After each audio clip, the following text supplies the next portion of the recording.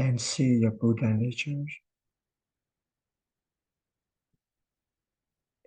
The meanings of looking back is to know your mistake, you correct your mistake. If you know you're having sins, you have to practice to stop what you're doing as a sin. In the sutra, Buddha said that when you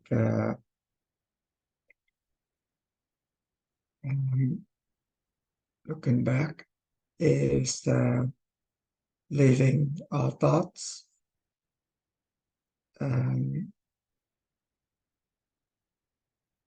real or unreal,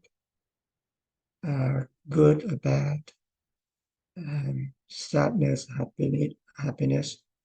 We all stay away from all these thoughts and go back to your Buddha nature. So when you practice the Patriot Zen, the basic is to ask the questions and raising doubt. You have to get familiar with your practice and do it diligently in order to get back closer to your Buddha nature. You don't just say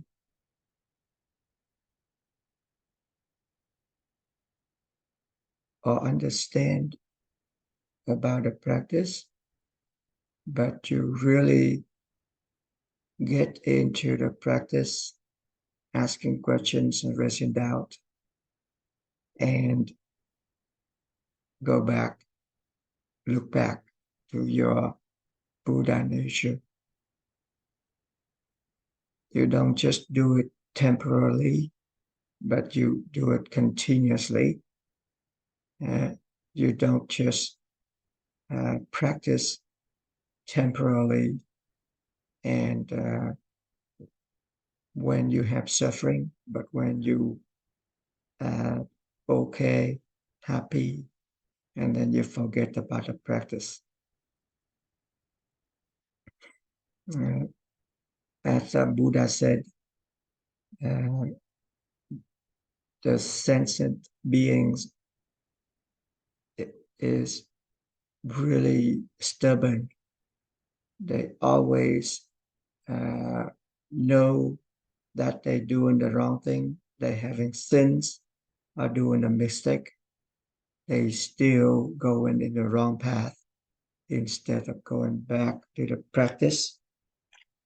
And that is a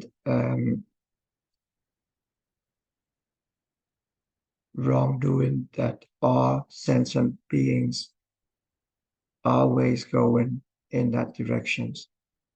So in order to get out of that path, you have to go back to the practice in asking questions and raising doubt. And this is the basic way for you to go back to your Buddha nature. And if you doing this continuously, that is the way that you repay the teaching of Buddha, patriots, and our teachers who have taught us the way of practice. So the meanings of looking back is always focus on going back to your Buddha nature.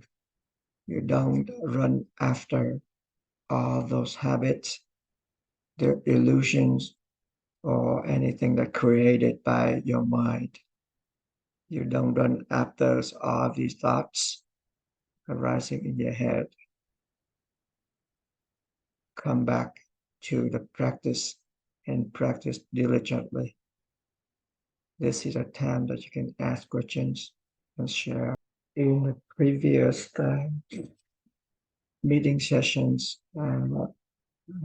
you have said, you have used the names, have used many words from the Patriot as a practitioner, a new practitioner.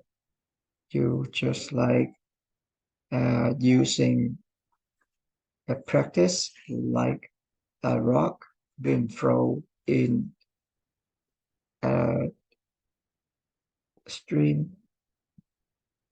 It's going directly to the bottom. Can you give us the explanation about this? These are the words from Trung Phong Zen Master.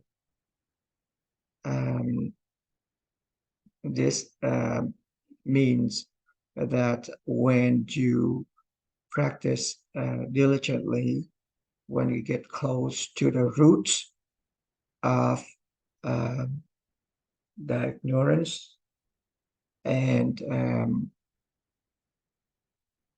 it just in about a fragment of a second, you will realize your Buddha nature.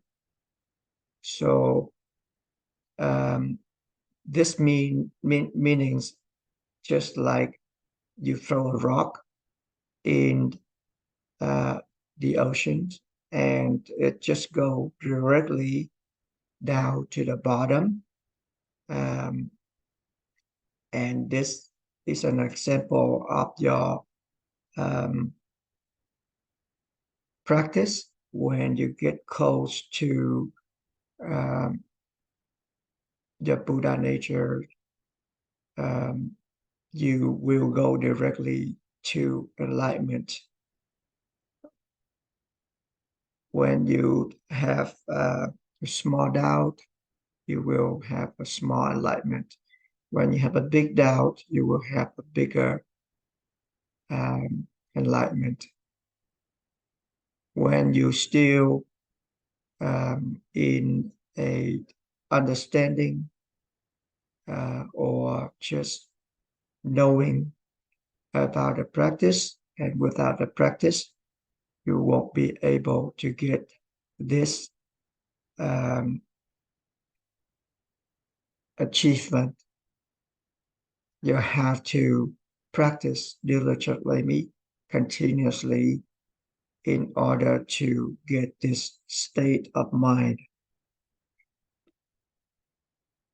So usually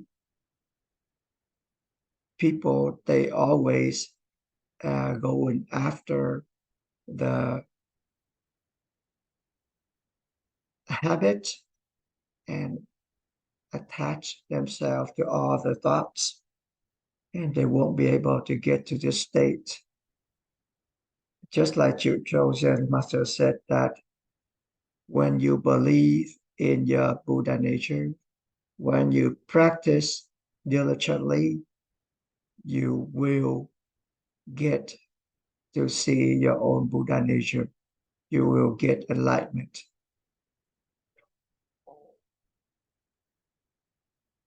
And Chung Fong Zen Masters also said that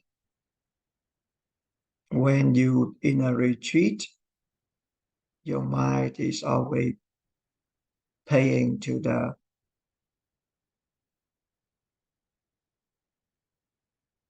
practice, and until you see your Buddha nature, that's the end of a retreat. So you don't just think of one retreat, but when you start the practice, that's the beginning of a retreat. Until you see a Buddha nature, that's the end of a retreat.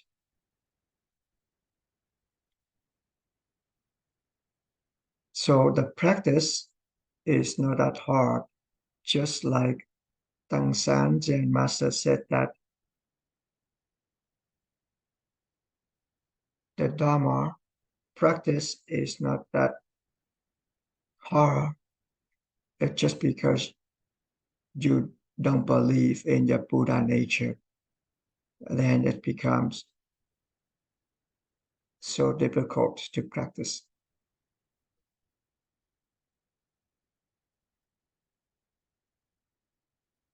When you believe in your Buddha nature, you just keep practicing until you see your Buddha nature. Hiệp Tôn Giả is the 10th patriarch.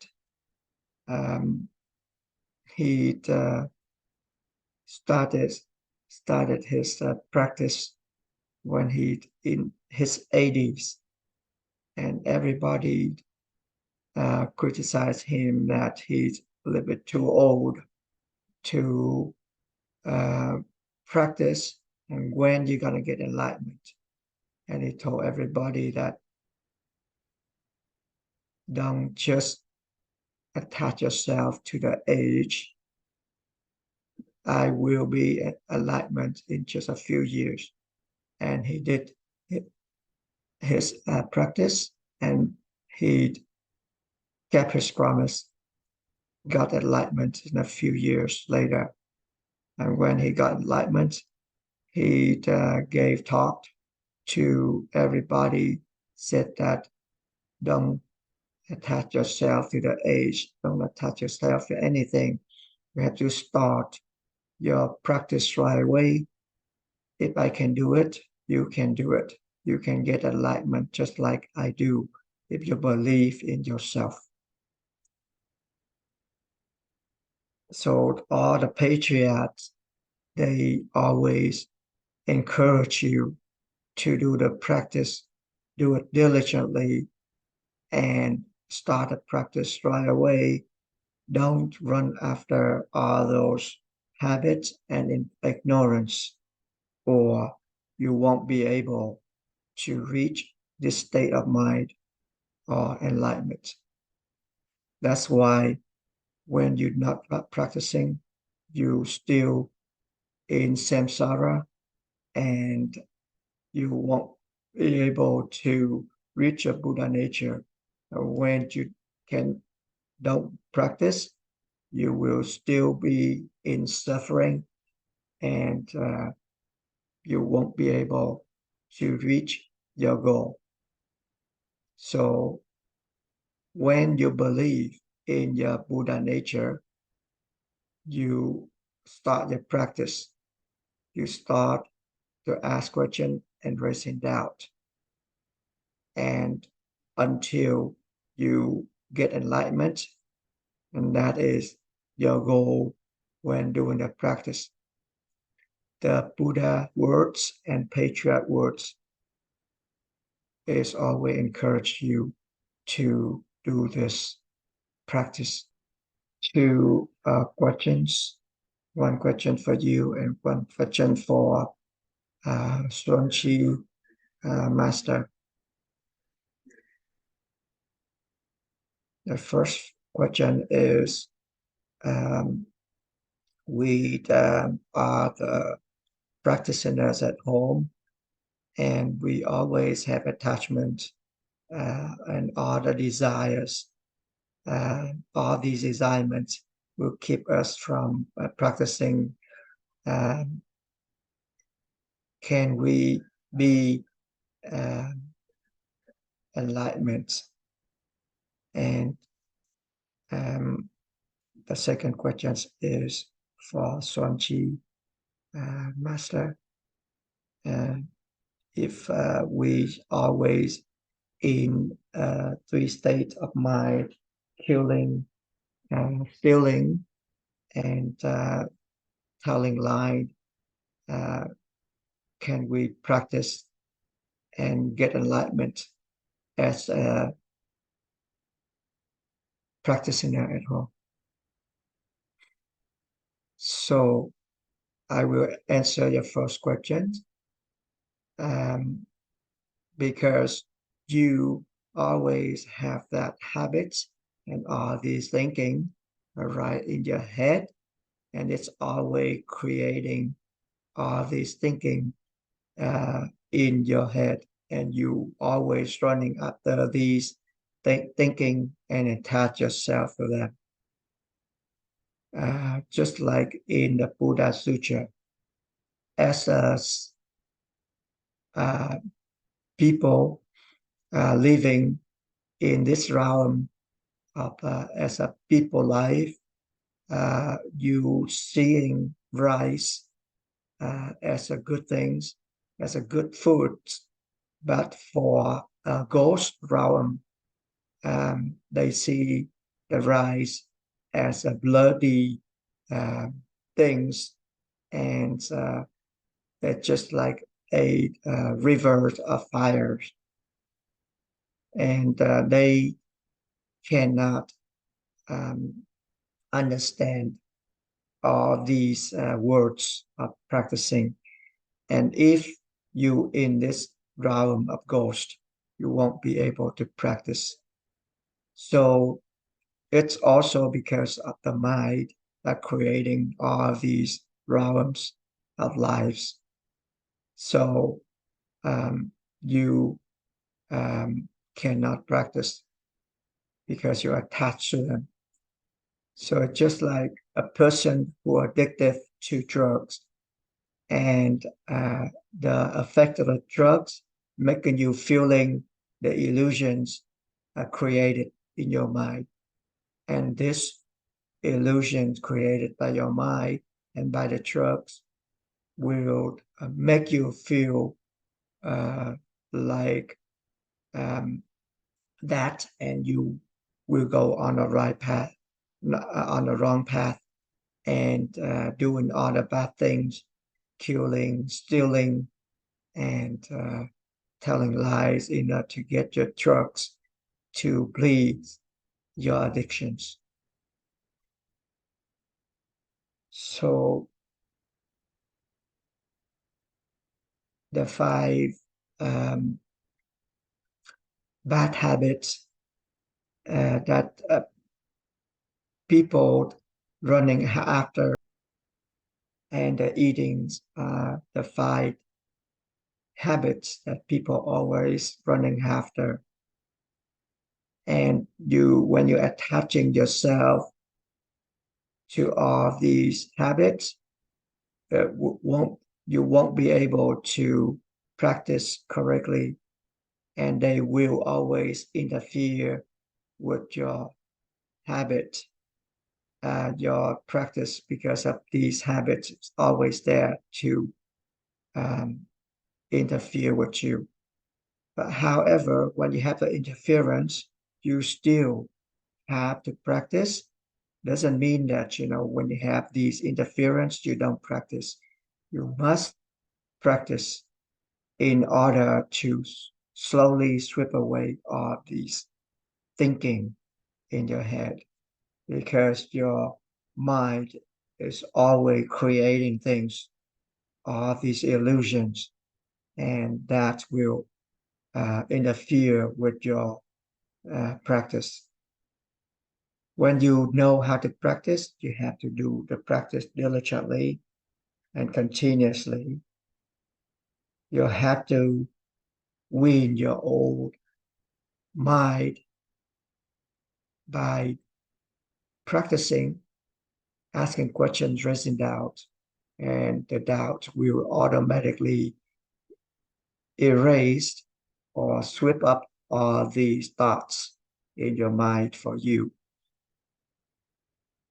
As a Buddha and Patriot said in this Dharma talk, you are just like a prisoner.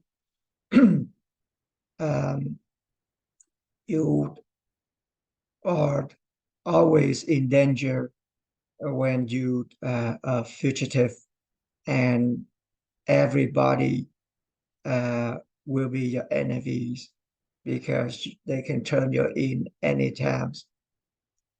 Uh, you'll have the policeman chasing you.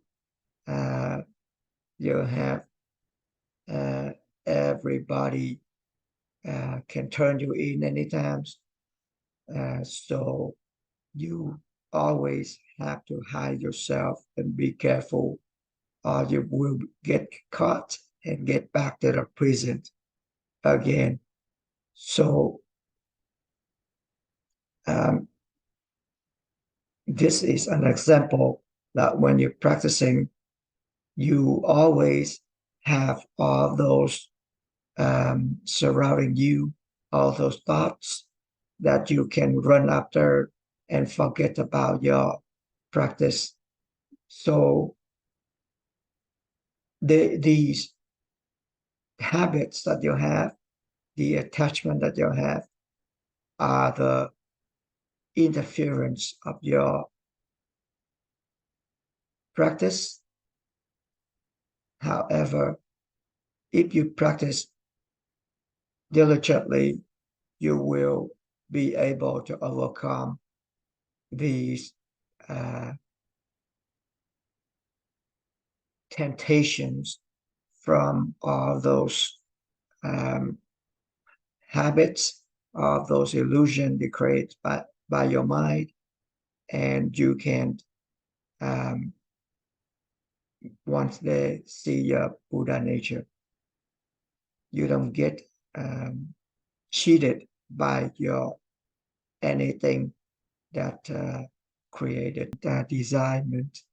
The three habits of the human life. In order to get rid of these three habits, you have to practice. That's the only way.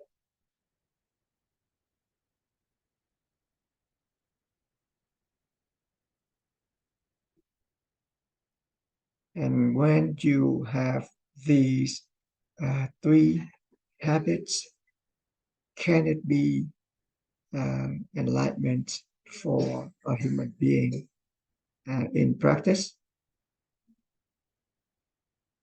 We are so lucky to meet this right Dharma and this right practice.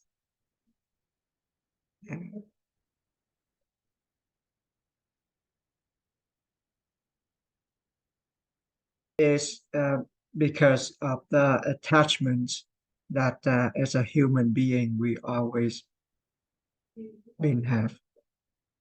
And when you attach yourself to these three habits, it's like you in a circle of birth and death all the time.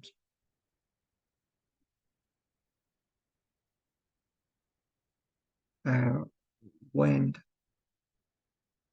thiện tài đồng tử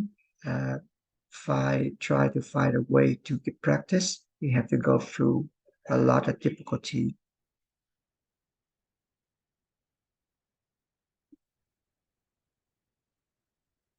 He also asking about these three habits: stealing, desirement, and lying.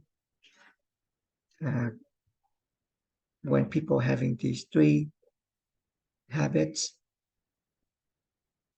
and they practice and becomes a Buddha.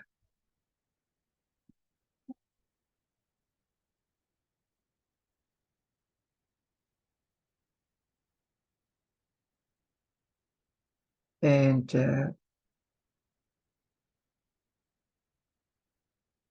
the three habits that you have, they are not real. They are just the illusion of your mind. But because you attach yourself to them, you run after them, then you got your life in this samsara and you see a birth and death circle as a real thing too. Those three habits are the sins or which can lead you to breaking the rules, breaking the law. So if you attach yourself to these three, it won't be able to